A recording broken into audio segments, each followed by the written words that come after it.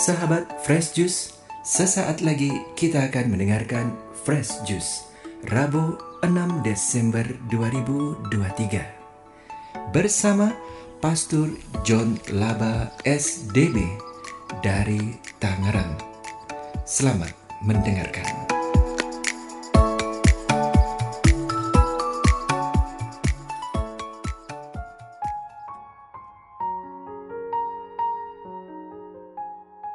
Saudari dan saudara, para pendengar setia Daily Fresh Juice yang saya kasih dalam Kristus. Jumpa lagi bersama saya, Pastor John Laba SDB, dari komunitas Novisiat Salesian Don Bosco di Tiga Raksa, Tangerang. Hari ini hari Rabu, pekan Advent yang pertama. Seperti biasanya saya akan membacakan Injil dan memberikan renungannya. Sekarang saya akan membacakannya. Tuhan bersamamu dan bersama rohmu. Inilah Injil suci menurut Matius. Dimuliakanlah Tuhan. Pada suatu ketika, Yesus menyusuri pantai Danau Galilea, lalu naik sebuah bukit dan duduk di situ. Maka datanglah orang banyak berbondong-bondong kepadanya, membawa orang lumpuh, orang timpang, orang buta, orang bisu, dan banyak lagi yang lain, lalu meletakkan mereka pada kaki Yesus, dan mereka semua disembuhkannya.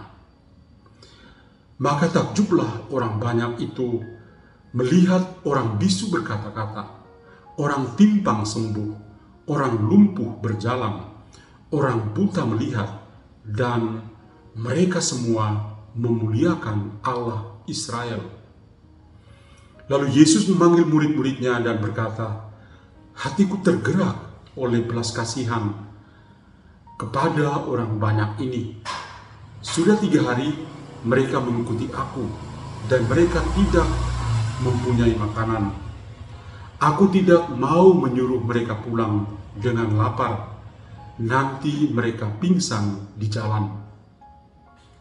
Para murid menyahut, bagaimana mungkin di tempat sunyi ini kita dapat mendapat roti untuk mengenyangkan orang banyak yang begitu besar jumlahnya.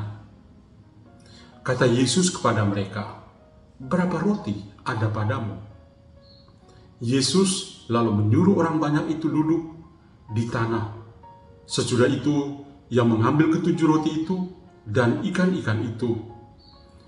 Ia mengucap syukur, membagi-bagi roti itu, dan memberikannya kepada mereka. Lalu para murid membagikannya kepada orang banyak itu. Mereka semua makan sampai kenyang. Kemudian potongan-potongan roti yang sisa dikumpulkan 7 bakul penuh. Demikianlah sabda Tuhan. Terpujilah Kristus. Saudari dan saudara yang saya kasih dalam Kristus, saya memberi judul renungan hari ini, Tuhanlah harapan kita. Pertama-tama saya mengucapkan selamat memasuki masa Advent. Dan pada hari ini, kita berada di hari Rabu, pekan yang pertama. Salah satu ciri khas dalam masa Advent adalah adanya lingkaran Advent yang ada di setiap gereja. Pada lingkaran Advent ini ada 4 lilin. 3 lilin berwarna ungu dan 1 lilin berwarna merah jambu. Lilin-lilin ungu dinyalakan pada pekan pertama, kedua, dan keempat. Sedangkan lilin berwarna merah jambu atau merah muda itu dinyalakan pada pekan yang ketiga masa Advent. Para imam ketika memberkati lingkar Advent ini mengucapkan sebuah doa yang sangat bagus. Bunyi doanya seperti ini. Tuhan Allah, gerejamu dengan penuh sukacita menantikan kedatangan penyelamat kami yang telah mengusir kegelapan dosa. Limpahkanlah berkat-Mu kepada kami. Semoga dengan menyalakan lilin pada lingkaran Advent ini, kami melihat juga kegemilangan terang Kristus yang bernyala. Ini semua kami mohon dengan pengantaran Kristus Tuhan kami. Amin. Ini adalah doa pada saat imam memberkati lingkaran Advent. Lilin-lilin dalam lingkaran Advent itu menunjukkan simbol-simbol tertentu, terutama simbol kegemilangan terang Kristus sendiri. Lilin yang dinyalakan di pekan Advent pertama biasa disebut lilin para nabi yang memberikan harapan akan kedatangan Kristus. Maka lilin ini juga melambangkan kebajikan harapan. Lilin ungu yang kedua yang dinyalakan di pekan yang kedua disebut lilin Bethlehem sebagai tempat kelahiran Yesus Kristus. Lilin ini melambangkan lilin damai. Lilin merah jambu atau merah muda yang dinyalakan di pekan yang ketiga disebut lilin para gembala, karena merekalah pribadi-pribadi pertama yang bersukacita atas kelahiran Kristus. Lilin ini melambangkan sukacita. Dan lilin ungu ketiga yang dinyalakan pada pekan yang keempat itu biasa disebut lilin para malaikat yang bersukacita menyambut kedatangan Kristus. Lilin ini juga melambangkan kasih. Sambil memandang lilin para nabi sebagai simbol harapan pada pekan pertama ini, kita semua memandang Tuhan sebagai sumber harapan kita. Kita melihat dalam kitab Mazmur, Tuhan itu digambarkan sebagai harapan kita. Karena Engkaulah harapanku, ya Tuhan, kepercayaanku sejak masa muda, ya Allah. Dari Mazmur 71 ayat yang kelima. Katekismus Gereja Katolik mengajarkan kita tentang kebajikan harapan. Dikatakan begini, harapan adalah kebajikan ilahi yang olehnya kita rindukan kerajaan surga dan kehidupan abadi sebagai kebahagiaan kita. Tetapi bantuan rahmat Roh Kudus. Ini dari Katekismus Gereja Katolik nomor 1817.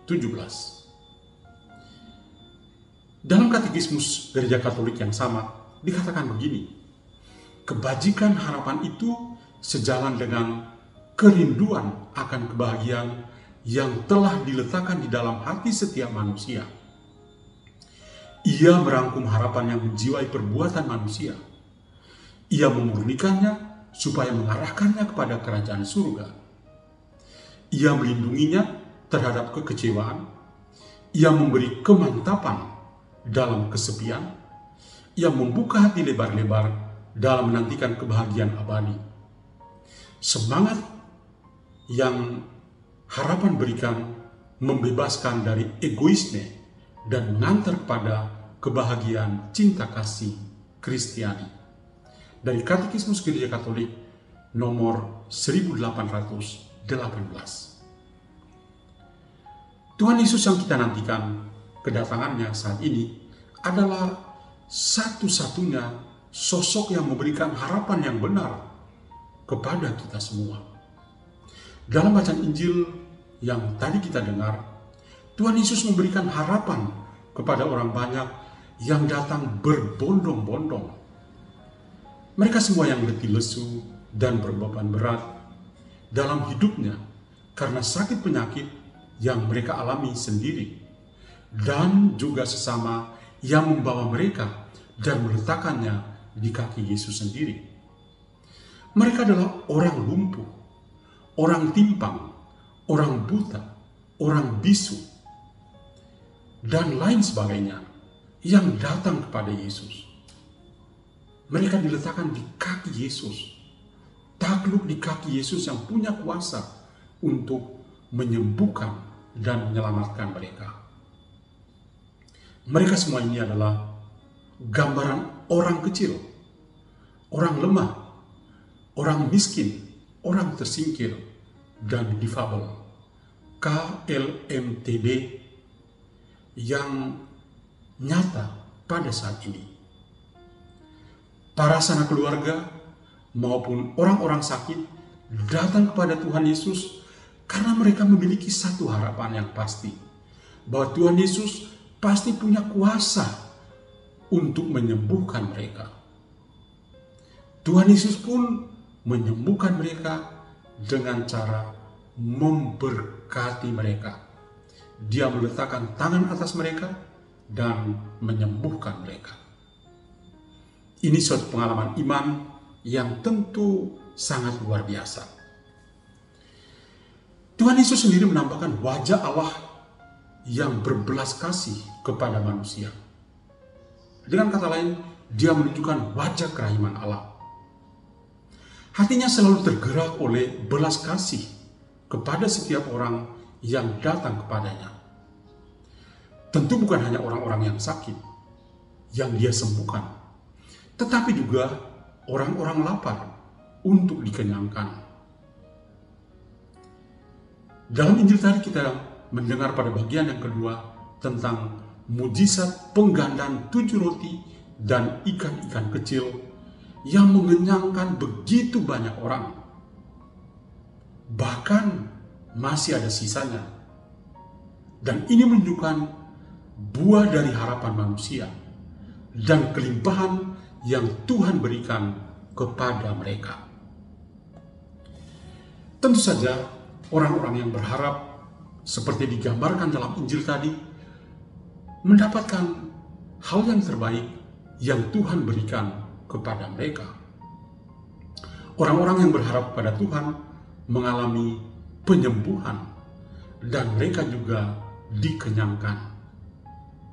Tentu saja bukan hanya penyembuhan secara fisik, kekenyangan secara fisik, tapi penyembuhan dan kekenyangan secara rohani.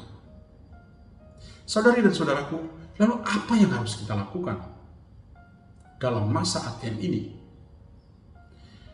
Setelah kita mendengar bacaan Injil yang indah pada hari ini dan merenungkan makna dari masa Advent, kita semua juga dipanggil untuk memberikan harapan yang pasti, bukan harapan yang palsu, kepada sesama yang ada di sekitar kita. Masih ada begitu banyak orang yang lemah, yang kecil, yang miskin, yang tersingkir, dan yang difabel, yang memanggil kita untuk menaruh perhatian kepada mereka.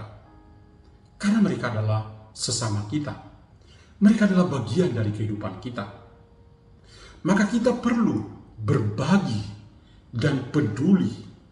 Sharing is caring bersama dengan mereka. Kita berbagi dan peduli sebagai tanda empati kita kepada sesama kita yang sangat membutuhkan. Karena Tuhan lebih dahulu berempati dengan kita.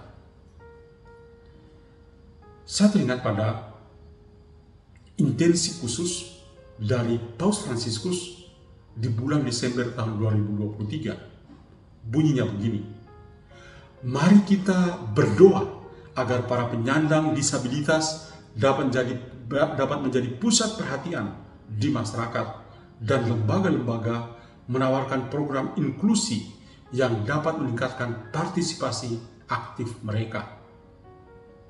Saudara-saudariku, kita mengisi masa Advent ini dengan berdoa dan berbuat baik kepada sesama kita. Marilah berdoa. Tuhan Bapa dalam surga, kami bersyukur padamu hari ini Engkau menguatkan kami dengan sabdamu. Bantulah kami supaya memiliki hati yang berbelas kasih, hati yang bisa memberikan harapan yang pasti kepada orang-orang di sekitar kami, supaya mereka juga bisa mendapatkan kasih dan kebaikan-Mu. Terima kasih Tuhan. Namamu kami puji, kini dan sepanjang masa. Amin. Tuhan bersamamu dan bersama rohmu. Semoga Yang Maha Kuasa memberkati saudara sekalian, Bapa dan Putra dan Roh Kudus. Amin. Tuhan memberkati kita semua. Sahabat Fresh Juice, kita baru saja mendengarkan Fresh Juice, Rabu 6 Desember 2023. Terima kasih kepada Pastor John Laba untuk renungannya pada hari ini. Sampai berjumpa kembali dalam Fresh Juice edisi selanjutnya.